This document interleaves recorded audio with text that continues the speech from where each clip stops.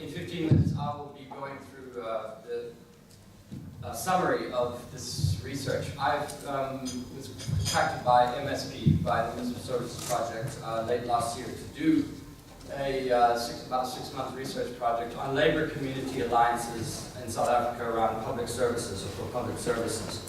And just methodologically, to give you an indication of what I did. First of all, collecting any and all material and information from both unions and community organizations in South Africa over the last 20 years in particular. In fact, we've been going all the way back to the 1980s when there were previous labor community alliances, interviewing a range of different union and community activists, academics who've written on the subject, and so forth, as well as doing a comprehensive literature review. In other words, going through everything that has been written over the last 30 years, 25, 30 years on labor community alliances in South Africa, and associated analyses. So it is what I would consider to be a scoping exercise in some ways, laying a foundation for further research. But it has surfaced a range of I think, very fundamental things that I'm going to touch on today in regards to the present state as well as a little bit of history, and trying to pull out some of the key questions. And there are 3 questions that I wanted to ask and try to answer in this, which was, what are the key factors behind the rise and then decline of labor community alliances from the early 1980s to the present in South Africa?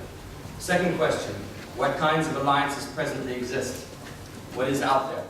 What actually exists? And thirdly, what can be done to reclaim and rebuild those alliances from the past? So those were 3 sort of operative questions.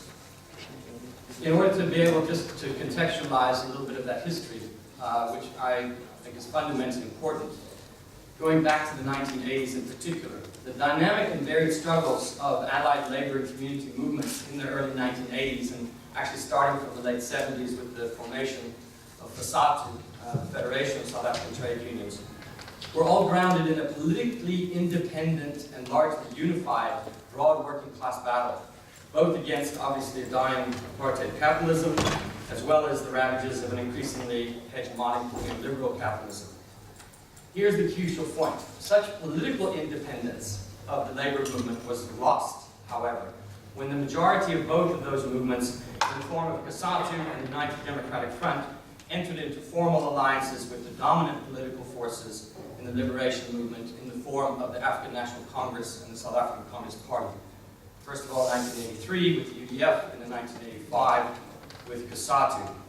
Simultaneously, a creeping neoliberal capitalism catalyzed social and economic fragmentation amongst the broad working class, creating the conditions for both objective and subjective divisions, which we'll come to later and how that came about. The combined impact of this loss of political independence and the fragmentation of the working class was decidedly negative for any complementary and or parallel alliance between labor and community, and more specifically, with the struggle against privatization and for public sector and service alternatives.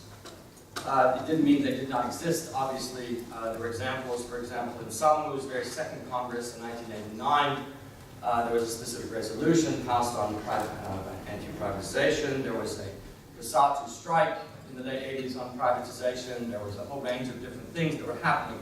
But the scene, I'm saying, was already set, as we'll see from the early 90s to and after 1994, with what actually happened with those alliances. Things became even more problematic as the strategic focus and axle of resistance and people's power became completely or more dominated by the ANC and SACP after 1990 and the banning of the liberation movements, and shifted even further onto a negotiation-centric and corporatist terrain from the early 1990s onwards. So in a fairly quick time, from 1990 on, the overall results were, 1, a containment of mass struggle, 2, the increased political marginalization of independent broad working class forces, and 3, the embracing of a neoliberal agenda by the dominant liberation movements at the time in the ANC and SACP form. In turn, this severely undermined any politically principled democratic and collectively joined labor community struggle both against and for public alternatives to privatization at the very time that they were most needed. Just to give one example of that, VAT, value-added tax, was unilaterally introduced by de Klerk in 1991, and Cassato immediately said this is absolutely unacceptable for the working class, as it was, and decided to embark on a two-day strike, which ended up being a one-day one, and then after negotiations with the ANC and talks, it was completely dropped off the agenda. 20 years later, we still have VAT on most things, including educational textbooks. And that would be one sort of example of how the negotiation-centric and corporatist framework began to make itself felt. Consequently, now, the now dominant political and institutional framework of that corporatism in the form of a whole range of corporatist NEDLAC, which was the Chamber for Labor, Capital, and the State to come together, and others, increased the social distance between employed workers on the one side and unemployed and informalized poor communities on the other. So the corporatist framework began to divide, and the fragmentation was already there in structural terms, but in institutional terms, the divide became even wider once the corporatist framework was there. And free market forces, and also on the social front, an individualistic, work-defined citizenship became the change agents of both social and political relations between that working class and within that working class and their organizations.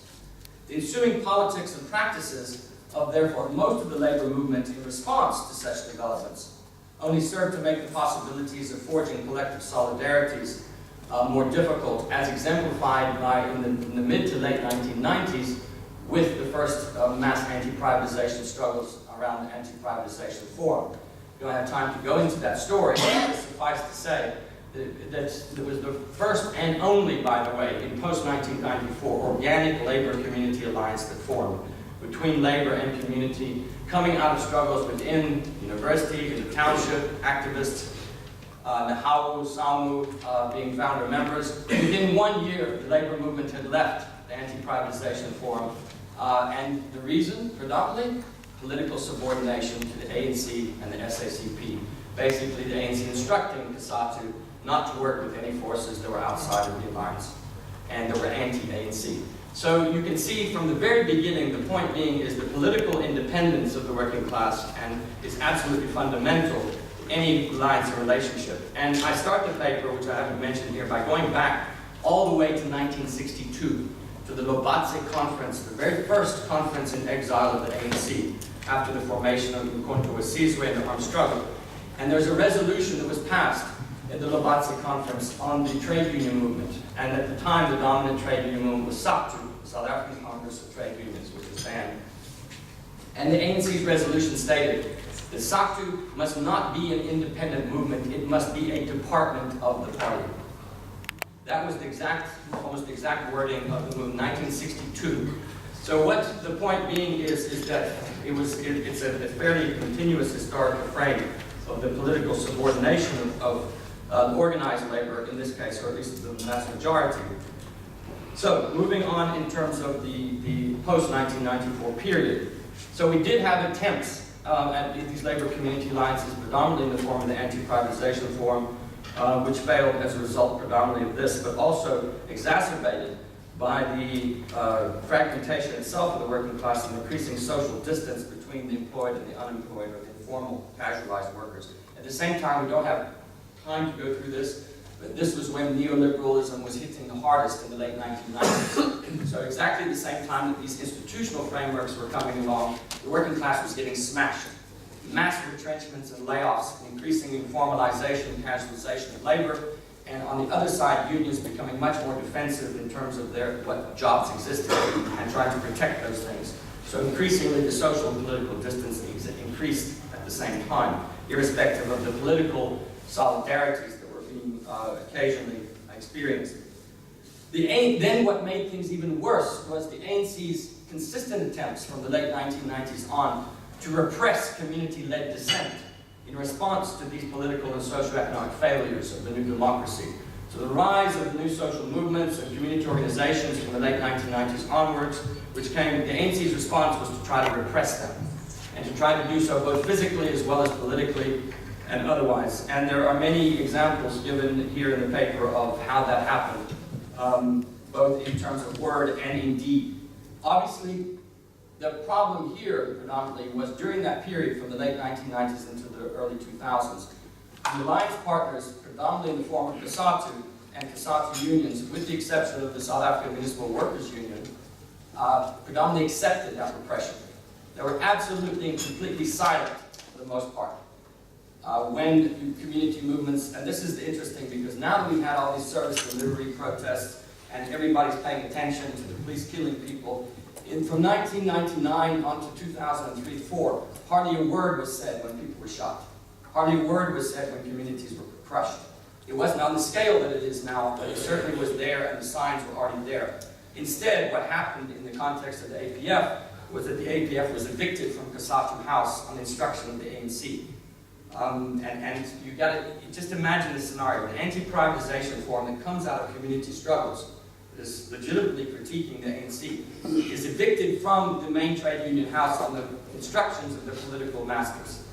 And they're, at the same time, having an anti-privatization campaign going on. At the same time, COSATU has an anti-privatization campaign going on. So, what was the dividing line? Obviously, clearly, was politics.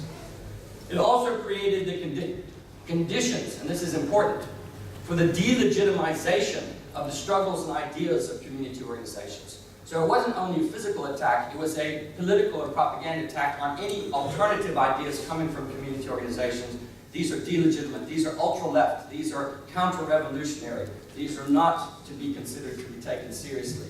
And I mean this in the context of the delivery of public services and alternatives, people's assemblies at the local level, a whole range of very practical things that came out of community organizations about how to deliver and change the public service at the same time. This was not to say that there were not some workers, for example, particularly in Samu at the time, that were not attempting to do the same thing. But as Roger Ronnie has pointed out, the General Secretary of Samu at the time, COSATU consistently politically intervened in Samu's attempt to try to forge community relations and constantly pulled it to the other side, always trying to tell us that it could not do that, irrespective of the attempts to do so. So, the subsequent then rise, and I have to move very quickly here because I only have a few minutes left, the subsequent rise to party and state power of the Zuma faction after Polokwane in 2007 not only solidified these trends that I've just talked about, but then ensured that the entire terrain of privatization and the provision of public services since then has become more of a policy tool for satisfying factional and party political interests than anything else. It is not about the developmental state, supposedly, or about helping the poor and the communities. I would argue it's predominantly been used as a terrain for factional and patronage interest in the Zuma era. The cumulative result of all of these transitional realities has seen the weakening of both labor and community organization on both sides. We don't have time to talk about that, we can. How internally, the internal democracy within organizations, the weaknesses, the co-option, so forth and so on, happened alongside increasing disconnection between labor and community. So what few now, then what I did is I looked over the last few years and said, what's there? What do we have out in South Africa? What is actually on the ground? Are there any examples of functioning labor community alliances? What few do exist are largely informal. They're largely circumstantial. In other words, there's a corruption issue in the local municipality. The municipal services will hook up with the community and have a march to the mayor's office. That's it. There will be no sustained alliance, no regular meetings, no programs, nothing like this. What does exist? We have things like the Housing Assembly in Sambu and Cape Town. There's the Eastern Cape Health Crisis Coalition. I did case studies of these, and in South Durban with the South Durban communities and some of the unions around the ports and transport issues and others. But these are largely educational workshops, largely once-off events. There's no sustained alliance whatsoever at a national level in this country at the moment. Not one. Not a single one. In any meaningful way that has sustained itself. And so in other words, mostly ad hoc, involving small numbers of committed individuals from both sides. That does not mean there are not people on both sides that are trying to do that and making an attempt to do so. And by the way, just for those of you who might ask, I also looked at the entire Americana post-platinum belt issue where there was the sense that labor and community have come together. In an interview with the main community organizer in Americana for the last several years, it was very clear, and this is in the paper, that essentially what has happened was there was an initial spurt of labor community forums and the sense of time, but because of the politics, both within the alliance and NUM, AMPU, independent, everything, a lot of labor has pulled out of those kinds of things and has been driven largely by community organizations or independent worker formations, not specifically by unions themselves, but independent worker committees and others. That's a different matter. So lastly, just to wrap up, so this has catalyzed a situation where on the one hand, unions simply do not know how to relate to independent community organizations. As one unionist told me, we do not know how to talk to community organizations. We don't know how to talk to them. We have a different language, we have a different way of operating, we have a different situation. And on the other hand, where community organizations have largely become self-contained and focused. So in turn, sort of turned in on themselves in a lot of ways. 20 years after 1994, the harsh realities are that organic labor community alliances are non-existent in South Africa. Further, there's presently little way in the vision of much less practice of alternatives to privatization that move beyond the state. So, nonetheless, despite all of these things, there's a positive past that can be reclaimed, both in thought and practice. And there's a new situation has developed, obviously, for labor and community movements to now occupy some of these new spaces that have been opened up, such as that incipient initiatives of the NUMSA, the National Union of Metal Workers, and the ongoing fracturing of the ANC itself and the alliance, which one has seen within COSATU. And NUMSA's particular moves towards what? Political independence of the union. This is fundamental, and this is why it's opened up a new space for the first time in the post-1994 period, and the forging of an anti-capitalist united front of the broad working class. This is incipient. It's too early to say where it's going, but it has promise. If there is to be movement forward, labor and community have to find ways to talk with and learn from each other, to find a common language for an approach to what kind of society, what kind of state, and most crucially, what kind of public they desire.